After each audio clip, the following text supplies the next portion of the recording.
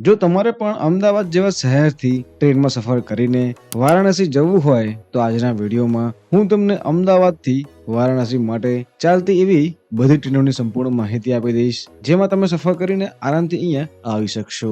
તો આજના વિડીયોમાં હું તમને આ બધી ટ્રેનોની સંપૂર્ણ માહિતી આપીશ, એટલે વિડીયોને શરૂથી લઈને એન્ડ સુધી એકવાર જરૂર જોજો. અને વિડીયો પૂરો જોયા પછી જો તમારે કંઈ પ્રશ્ન હોય તો નીચે મને કોમેન્ટ બોક્સમાં જરૂરથી પૂછજો. હું એનો આન્સર તમને જરૂરથી આપીશ. પરંતુ વિડીયો શરૂ કરતા પહેલા અમારા આ વિડીયોને તમે જો લાઈક ના કર્યું હોય, સૌથી પહેલા અમારા આ વિડીયોને એક લાઈક કરીને નીચેથી ચેનલને સબસ્ક્રાઇબ કરી નાખજો. અને વાત કરું પહેલી ટ્રેનની, તો આ ટ્રેનનું નામ એ અહીંયા અમદાવાદ ગોરખપુર એક્સપ્રેસ રહેતું હોય છે અને આનો ટ્રેન નંબર 19489 રહેતો હોય છે.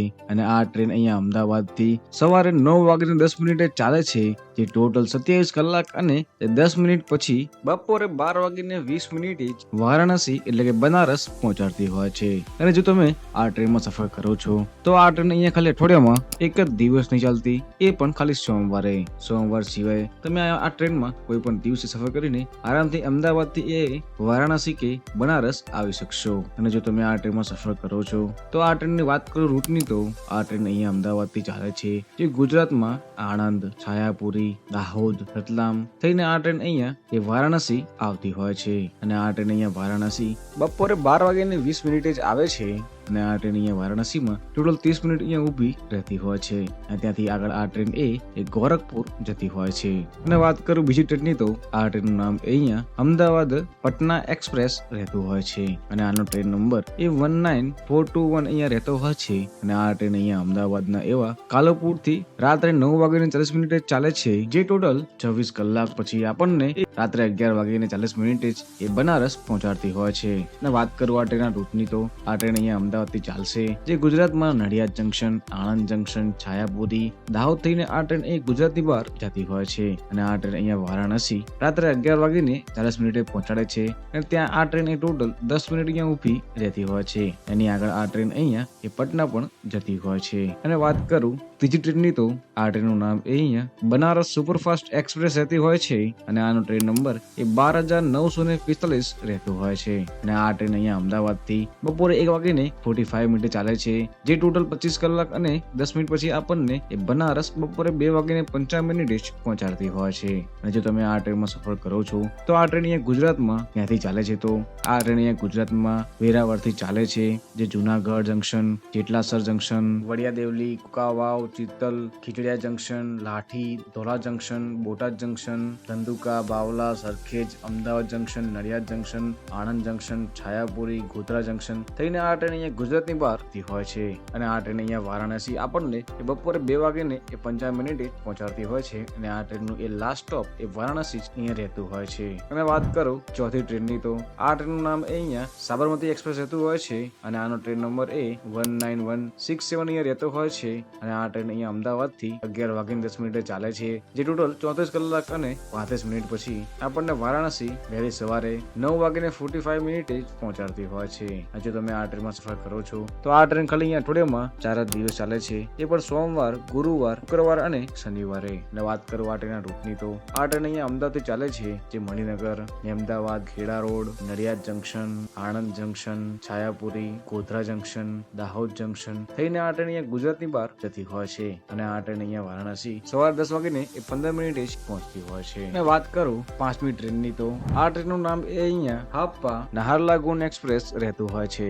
અને આનો ટ્રેન નંબર એ 09525 રહેતો હોય છે. અને આ ટ્રેન અહીંયા અમદાવાદથી વહેલી સવારે 6:40 ચાલે છે, જે ટોટલ 28 કલાક અને 30 મિનિટ પછી આપણને એ બનારસ સવારે 11:10 જ પહોંચાડતી હોય છે. અને જો તમે આ ટ્રેનમાં સફર કરો છો તો આ ટ્રેન અહીંયા અઠવાડિયામાં એક જ દિવસ ચાલે છે, એ પણ ખાલી બુધવારે જ. અને વાત કરું આ ટ્રેનના રૂટની, તો આ ટ્રેન અહીંયા ગુજરાતમાં હાપાથી ચાલે છે, જે Rajkot junction, Wankaner junction, Surendranagar junction થઈને આ ટ્રેન અહીંયા અમદાવાદ આવતી હોય છે. અને આ ટ્રેન અમદાવાદ જંકશન થી રવાના થઈ Nadiad junction, Anand junction, Chhayapuri, Godhra junction થઈને આ ટ્રેન એ આટલા બધા શહેરોને કવર કરીને વારાણસી આવતી હોય છે. અને આ ટ્રેન અહીંયા વારાણસી સવારે 11:10 પહોંચે છે. અને અહીંયા આ ટ્રેન એ ટોટલ 10 મિનિટ ઊભી રહેતી હોય છે.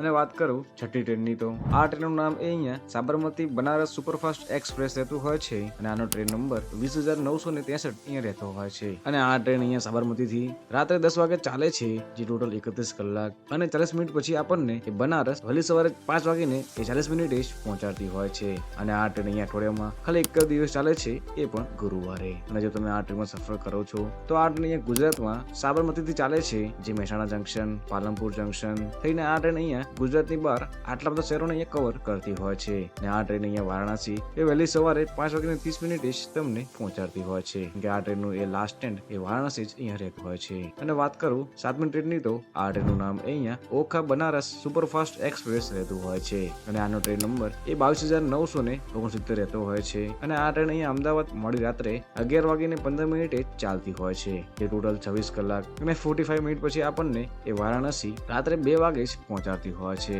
અને જો તમે આ ટ્રેનમાં આવવાનું પસંદ કરો છો તો આ ટ્રેન અહીંયા ખાલી અઠવાડિયામાં એક દિવસ ચાલે છે, એ પણ ગુરુવારે. અને આ ટ્રેનની વાત કરું રૂટની તો આ ટ્રેન અહીંયા ગુજરાતમાં ઓખાથી ચાલે છે, જે Dwarka, Khambhalia, Jamnagar, Hapa, Rajkot junction, Surendranagar junction, Viramgam junction, Ahmedabad junction, Anand junction, Chhayapuri થઈને આ ટ્રેન અહીંયા ગુજરાતની બહાર આટલા બધા શહેરોને કવર કરતી હોય છે અને આ ટ્રેનનું એ લાસ્ટ સ્ટોપ અહીંયા વારાણસી જ રહેતું હોય છે અને આ ટ્રેન અહીંયા વારાણસી રાત્રે 2 વાગે જ આવતી હોય છે. અને વાત કરું 8મી ટ્રેનની તો આ ટ્રેનનું નામ એ અહીંયા ગાંધીનગર બનારસ એક્સપ્રેસ રહેતું હોય છે અને આનો ટ્રેન નંબર એ 22,468 અહીંયા રહેતો હોય છે અને આ ટ્રેન અહીંયા ગાંધીનગર કેપિટલ થી રાત્રે 11:15 ચાલે છે, જે 23 કલાક અને 5 મિનિટ પછી આપણને બનારસ એ રાત્રે 11:15 જ પહોંચાડતી હોય છે અને આ ટ્રેન પણ અહીંયા અઠવાડિયામાં ખાલી એક જ દિવસ ચાલે છે, એ પણ શુક્રવારે. અને વાત કરું આ ટ્રેન અહીંયા ગુજરાતમાં કયા કયા શહેરો પર આવે છે તો આ ટ્રેન અહીંયા ગાંધીનગર કેપિટલ થી ચાલે છે, જે અમદાવાદ જંકશન, આણંદ જંકશન, છાયાપુરી, ગોધરા થઈને આ ટ્રેન એ અહીંયા વારાણસી જતી હોય છે અને આ ટ્રેન અહીંયા વારાણસી રાત્રે 11:15 જ પહોંચાડે છે અને આ ટ્રેનનું એ લાસ્ટ સ્ટોપ અહીંયા વારાણસી જ રહેતું હોય છે. અને વાત કરું 9મી ટ્રેનની તો આ ટ્રેનનું નામ અહીંયા ગુવાહાટી એક્સપ્રેસ રહેતું હોય છે અને આનો ટ્રેન નંબર એ 15,635 રહેતો હોય છે અને આ ટ્રેન અહીંયા અમદાવાદ થી રાત્રે 9:40 ચાલે છે, જે ટોટલ 31 કલાક અને 50 મિનિટ પછી આપણને એ બનારસ વહેલી સવારે 5:30 જ પહોંચાડતી હોય છે. અને જો તમે આ ટ્રેનમાં આવો છો અને આ ટ્રેન પણ અહીંયા અઠવાડિયામાં ખાલી એક જ દિવસ ચાલે છે, એ પણ શુક્રવારે. અને વાત કરું આ ટ્રેનના રૂટની તો આ ટ્રેન અહીંયા ઓખાથી ચાલે છે, જે Dwarka, Khambhalia, Jamnagar, Hapa, Rajkot junction, Surendranagar junction, Viramgam junction, Ahmedabad, Nadiad, Chhayapuri થઈને આ ટ્રેન અહીંયા એ વારાણસી આવતી હોય છે અને આ ટ્રેન અહીંયા વારાણસી સવારે 5:30 જ પહોંચાડતી હોય છે અને આગળ આ ટ્રેન અહીંયા ગુવાહાટી જતી હોય છે. અને વાત કરું 10મી ટ્રેનની તો આ ટ્રેનનું નામ એ અહીંયા કામાખ્યા એક્સપ્રેસ રહેતું હોય છે અને આનો ટ્રેન નંબર એ 15,667 રહેતો હોય છે અને આ ટ્રેન અહીંયા અમદાવાદ થી રાત્રે 9:40 ચાલે છે, જે ટોટલ 31 કલાક અને 50 મિનિટ પછી આપણને એ વારાણસી એટલે કે બનારસ વહેલી સવારે 5:30 જ પહોંચાડતી હોય છે અને આ ટ્રેન પણ અહીંયા અઠવાડિયામાં ખાલી એક જ દિવસ ચાલે છે, એ પણ શનિવારે. અને જો તમે આ ટ્રેનમાં સફર કરીને આવો છો તો આ ટ્રેન અહીંયા ગુજરાતમાં ગાંધીધામથી ચાલે છે, જે Bhachau, Samakhiali junction, Morbi, Wankaner junction, Surendranagar, Viramgam junction, Ahmedabad, Chhayapuri, Dahod થઈને આ ટ્રેન અહીંયા વારાણસી જતી હોય છે અને આ ટ્રેન આપણને વારાણસી વહેલી સવારે 5:30 જ પહોંચાડે છે અને બીજી બધી ટ્રેનો કરતા આ ટ્રેન અહીંયા ખૂબ જ ફાસ્ટ અને ઓછા સ્ટેશન અહીંયા કવર કરતી હોય છે. અને જો તમારે આ ટ્રેનોમાં સફર કરીને આવવું હોય તો વાત કરું આ ટ્રેનોના ભાડાની તો આ બધી ટ્રેનોના એ ઓલમોસ્ટ ભાડા અહીંયા સરખા જ રહેતા હોય છે, જેમાં સ્લીપર ક્લાસનું ભાડું એ 600 રૂપિયાથી લઈને એ 650 રૂપિયા આસપાસ રહેતું હોય છે. ત્યાં 3 ટાયર એસી નું ભાડું 1600 રૂપિયાથી સ્ટાર્ટ થઈને 1700 રૂપિયા આસપાસ રહેતું હોય છે. ત્યાં 2 ટાયર એસી નું ભાડું એ 2300 રૂપિયાથી સ્ટાર્ટ થઈને 2500 રૂપિયા આસપાસ રહેતું હોય છે. અને આ ટ્રેનોમાં તમને જે બી કોચ અનુકૂળ લાગે એમાં તમે સફર કરીને આરામથી વારાણસી ફરવા એટલે કાશી ફરવા આવી શકશો. અને જો તમારે વારાણસી પરત અમદાવાદ ટ્રેનની માહિતી જોઈતી હોય, જો વધારે પડતી કોમેન્ટ આવશે તો હું એની પર વિડીયો જરૂરથી બનાવીશ. મળીશ આવા નવા વિડીયોમાં.